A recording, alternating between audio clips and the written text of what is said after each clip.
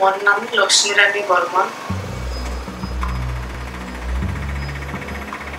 এইখন মোর প্রথম অটো কিনিছো আর এইখানে দি মোর লাইফ স্টার্ট করিছো গাড়ি চলোৱা।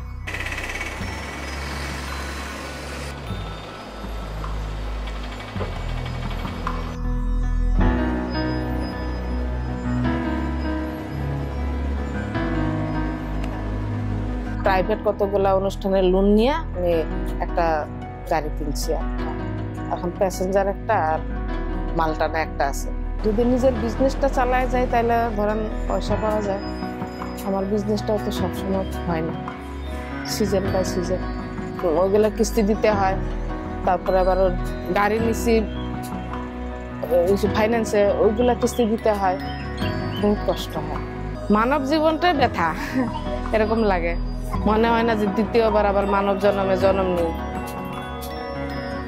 ইচ্ছা হয় না।